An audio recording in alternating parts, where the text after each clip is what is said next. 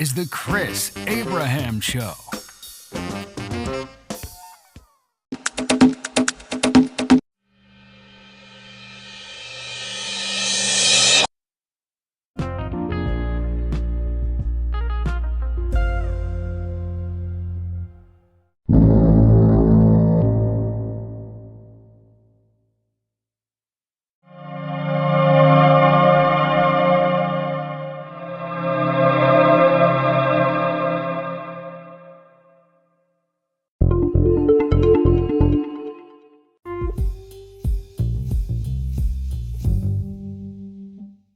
Welcome to Season 4, Episode 10 of The Chris Abraham Show. My name's Chris Abraham, and today's going to be really short because I think it's important to understand what other countries do to try to mitigate climate change and scarcity and all these other kinds of things, pollution. It's really hard to compare, and I'll explain in a second. Usually, the reason why another country goes to extremes to protect its environment or to protect its resources, so on and so forth, are twofold. The main reason I've seen has been cost. And the second thing I've seen is an ideology, a true belief that we humans are the stewards, not stewards. We're not the stewards. I'm the Abrahams, the stewards of the environment. So when we come back from the break, I'll go into it. Pretty funny stories. First, I'll talk about my time in England, which was quite amusing. And then I'll talk about my time in Berlin. And I'll try to talk a little bit about my time in Utrecht in the Netherlands.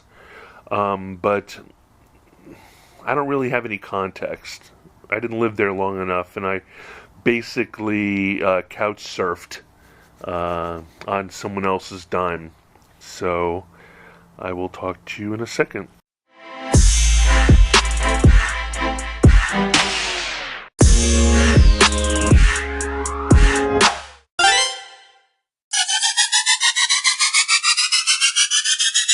Oh, thank you.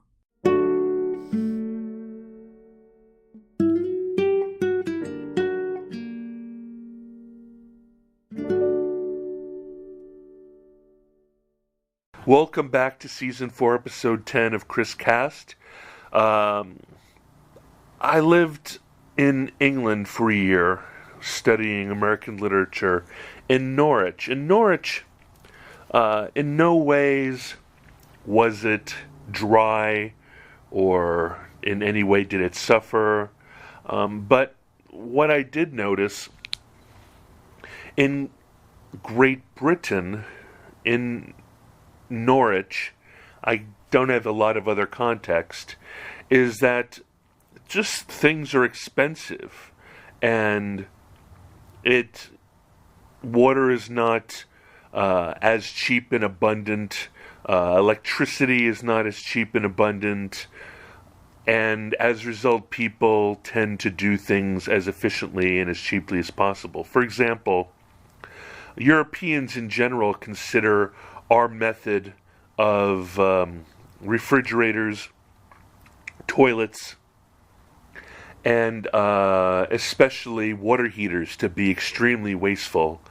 They just don't understand our water heaters at all. To have a device that constantly heats as much water as possible, like enough to basically give baths to a dozen people. They don't understand that an entire side of a residential building is dedicated to a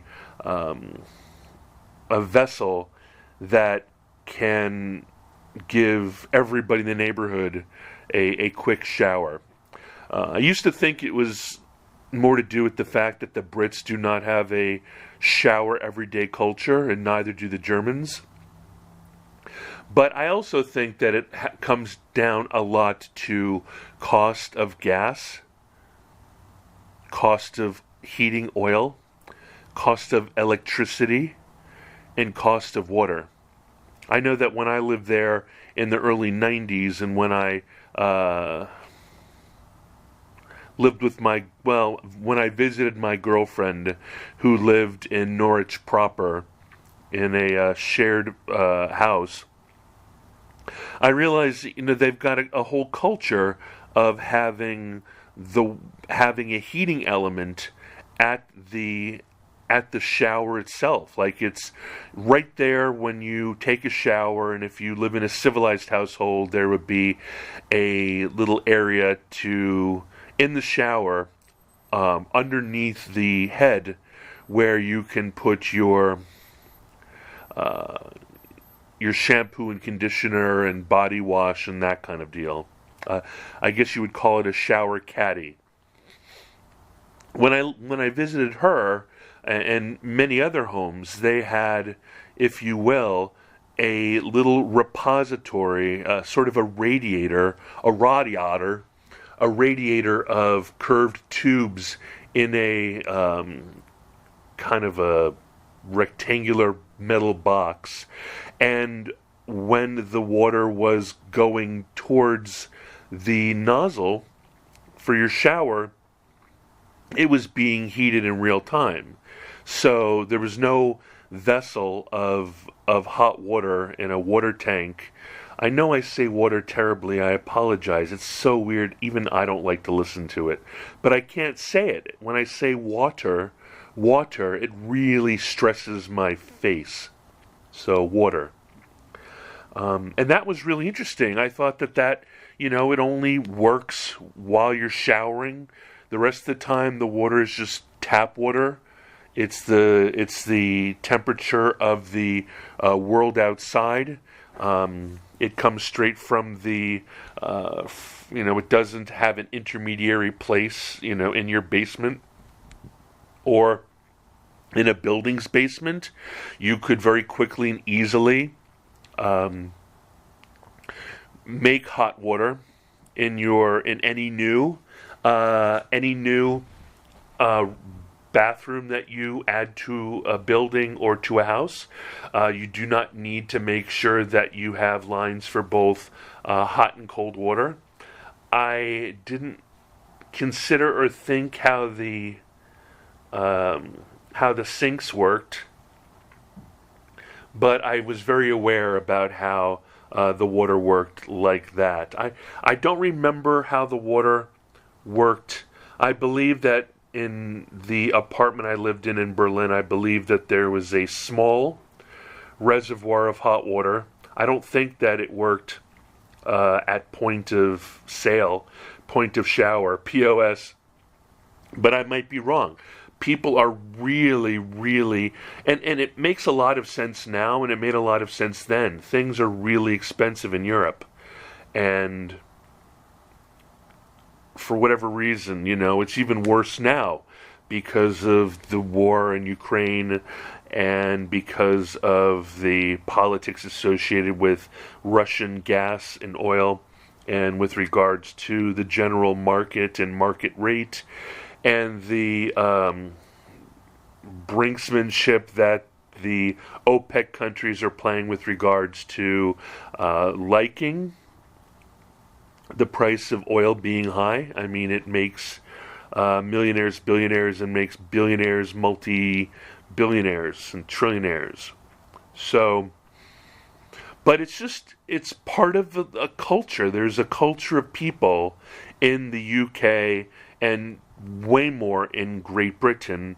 And you can see that in terms of the Germans. When I lived in Germany, it's extremely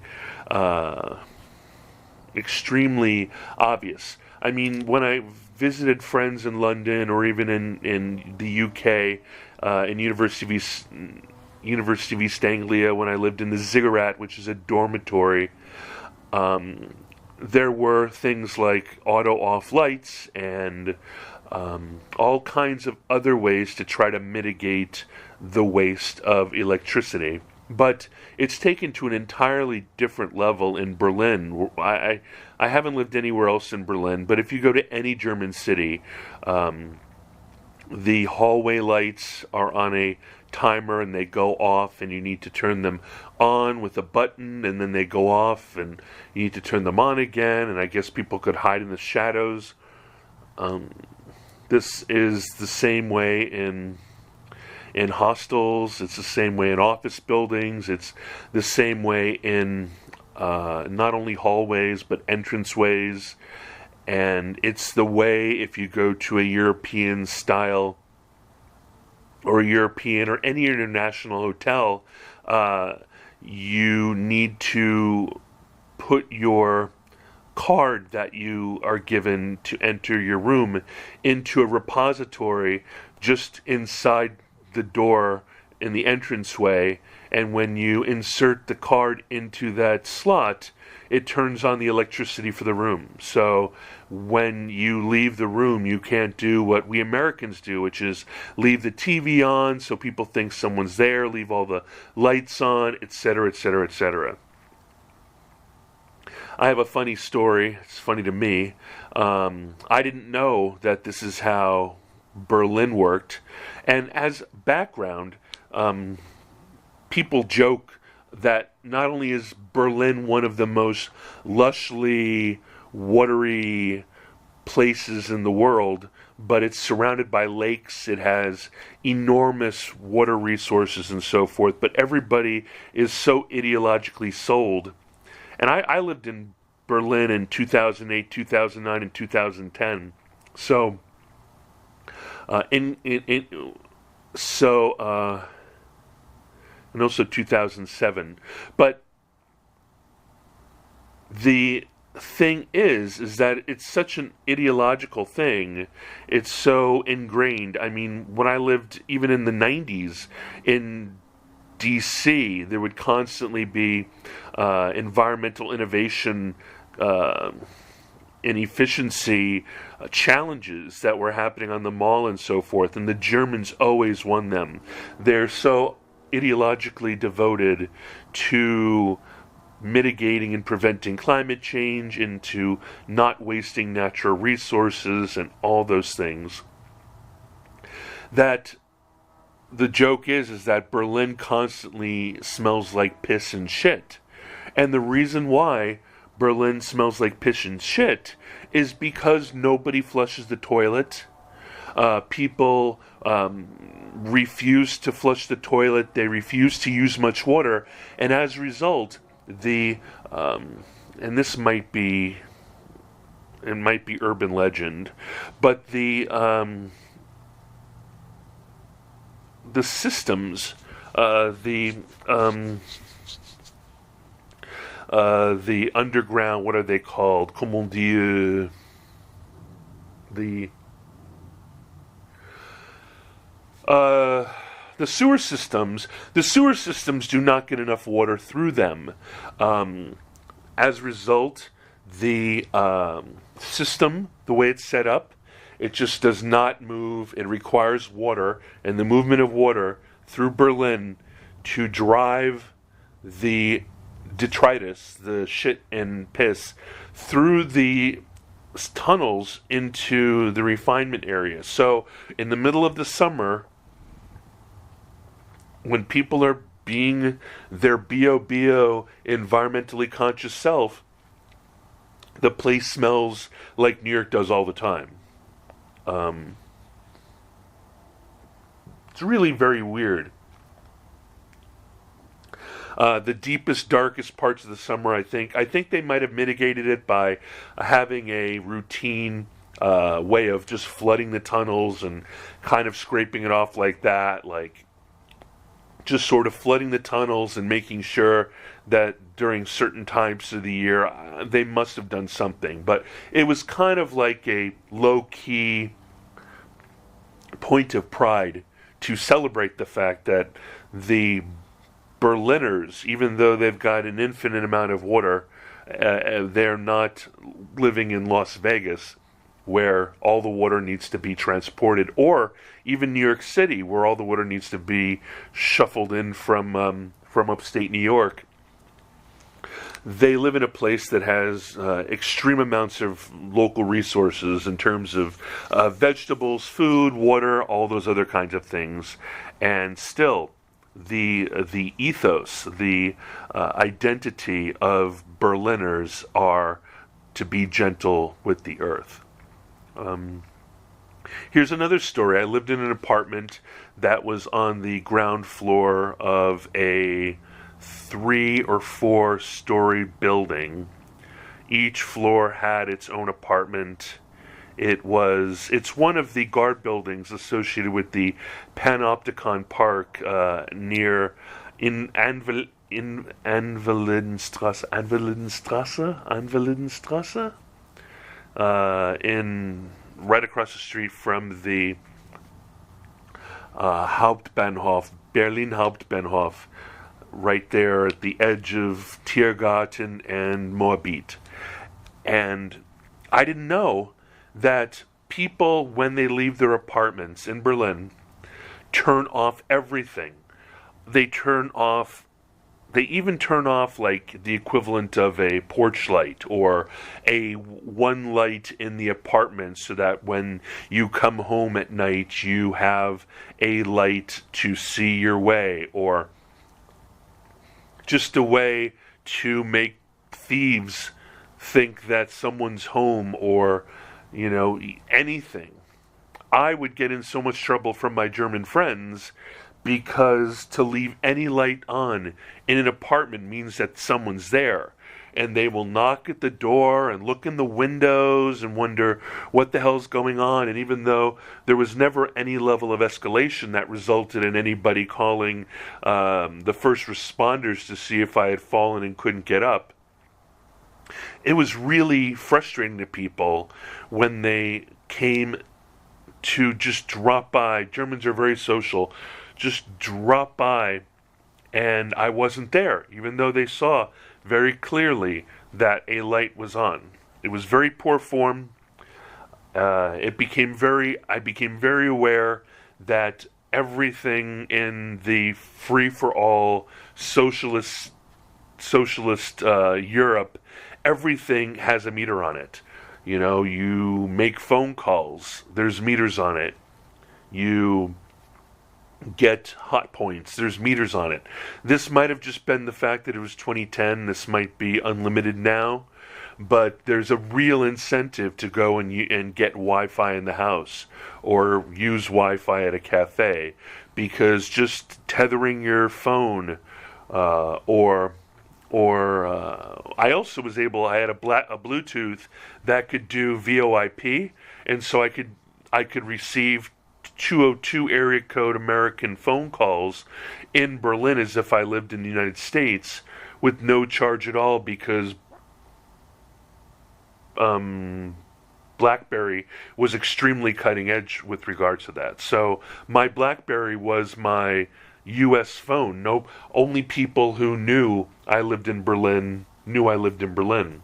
Otherwise, I can just, be from anywhere with Wi-Fi. And at that point, it was Skype. I think that Skype was the only thing that you could use. But lots of money in the Skype phone calls, Skype numbers, Skype this, Skype that, and plus my... But the point is that I got a Romanian girlfriend who lived in Frankfurt am Main. Frankfurt am Main.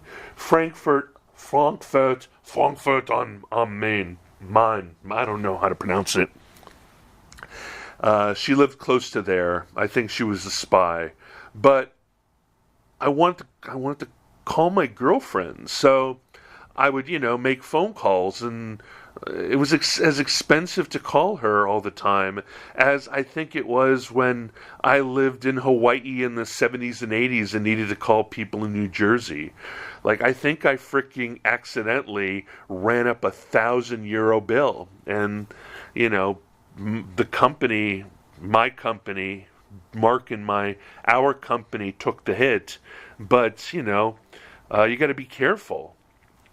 And that was a phone that I bought with my residency permit. It was a German phone from Deutsche Telekom. It wasn't even a stupid roamer. I left that BlackBerry in the apartment. As sort of, if you will, a house phone, and I went out and about with a phone that was that had Deutsche Telekom, I think, or Orange, I don't know, whatever SIM card. So that's all I got to share with you, man. Like, it's especially going to be terrible for the people this winter. I listened to a lot of weird podcasts, and one of them that I've really cottoned to are local podcasts for rural areas in Great Britain. And right now they're all talking about, issues with charging up their oil with lower fees and popping it to newer fees and trying to play the game of like trying to get oil at the best prices, maybe putting in some extra money to charge up, kind of a futures thing to take advantage of the price of oil now and, if you will, load up with a lot of oil or heating oil and gas and so forth for your system, for your home now. And how there's technical glitches that are making all that money people put in be readjusted to the current price. And so it's going to be devastating. But I would say that people in Europe are true blue. Greta Thunberg is not a rare unicorn. There is a strong association with, and if you go over there, you'll quickly know why. Everybody's on top of each other. The entire of the European Union. Hey Google, does how many states does the entirety of the European Union fit in the United States? I don't know, but I found these results on search. I don't know.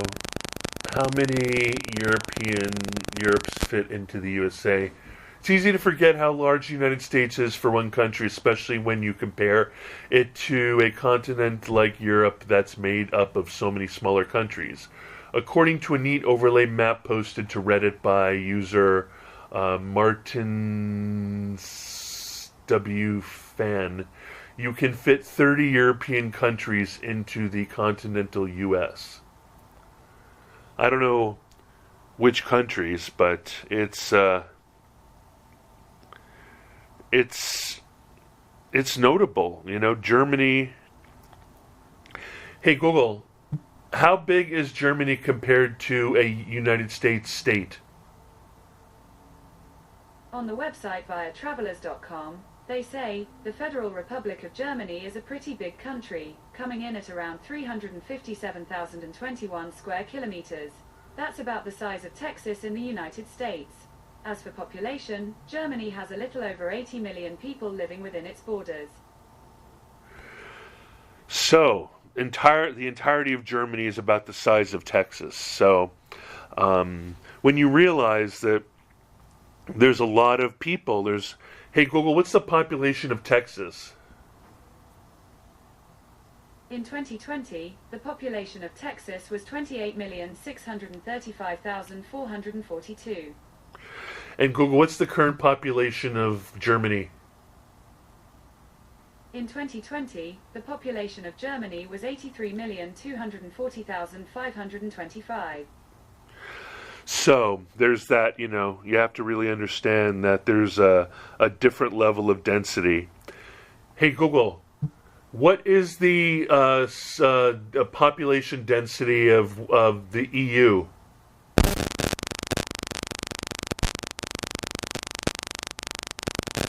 According to European Commission, European Union, the population density, meaning the number of people per square kilometre, kilometer, was on average 109 persons per square kilometer in the EU in 2019, a value which varied significantly between member states.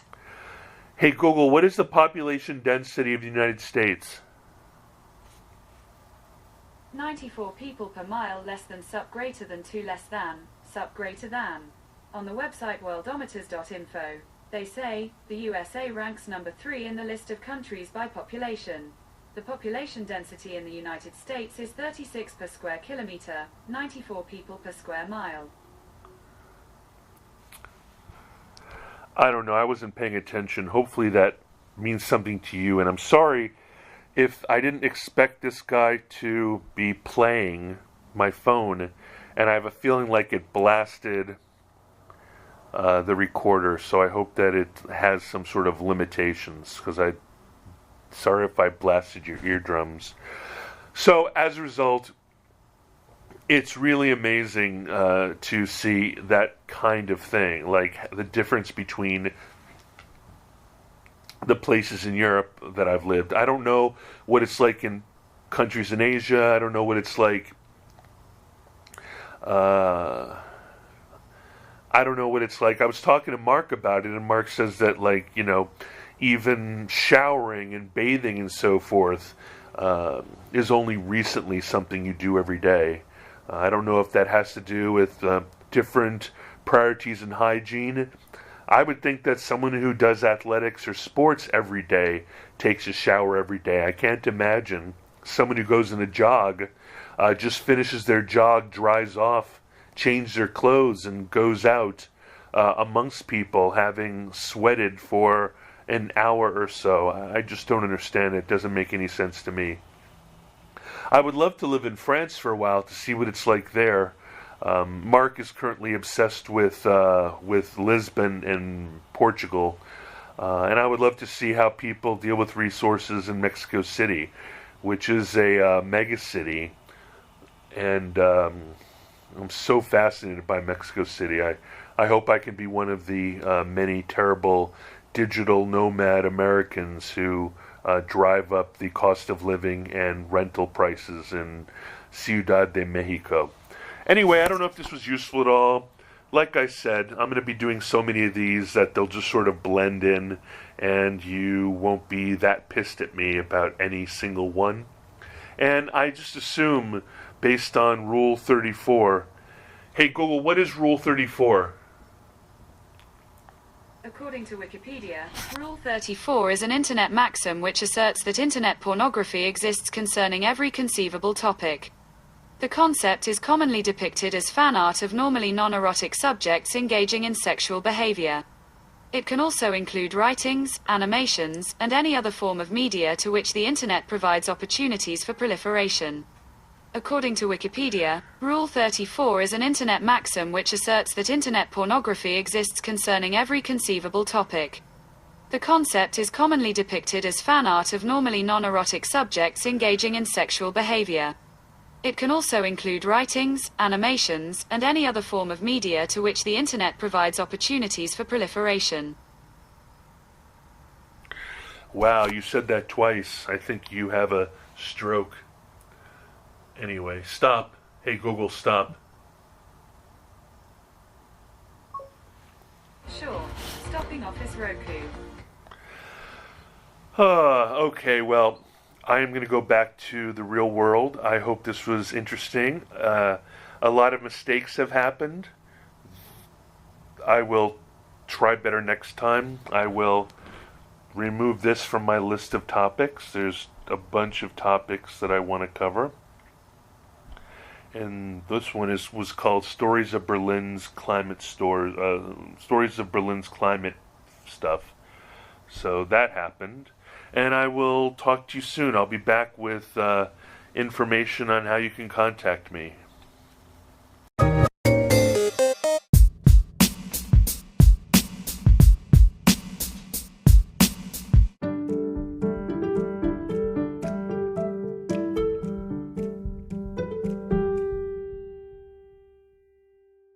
Welcome back, welcome back, welcome back. This is Season 4, Episode 10 of The Chris Abraham Show. I really should record this and just give it to you pre-recorded every time, but apparently I feel like I have to see if I can remember all of my social media places you can reach me every time, again and again and again. You can reach me at chris@abraham.su. My website is chrisabraham.com. You can find me at Chris Abraham on most of the sites, on Twitter at Chris Abraham, Instagram at Chris Abraham, YouTube at Chris Abraham, Facebook.com/Chris Abraham. You can call me at +1 202 352 5051. You can text me there. It's my cell phone. You can use that phone number to contact me via Signal or Telegram or all the other things. What is the other thing? Yikes. I completely had a brain fart. There's Telegram. There's Instagram. There's Twitter. There's Signal. There's Telegram. WhatsApp. You can reach me on WhatsApp too. Other than that, I don't think I am really active on anything else. I'm not really on Snapchat. I'm too old for that. And all the other things. So, linkedin.com/in/Chris Abraham, although I'm never there. And if you want to schedule a call, you can reach me at calendly.com/Chris Abraham/15, and we'll chat for free. And I'll talk to you soon. A demain, auf Wiedersehen, hasta luego, hasta mañana, tschüssi, and I'll talk to you soon. Love you guys. Bye-bye.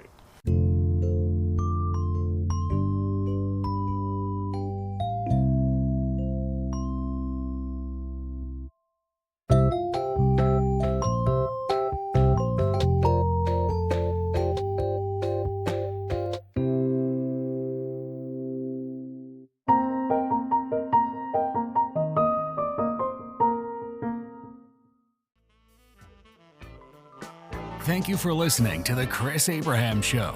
Make sure you subscribe so you don't miss any future episodes. Until next time.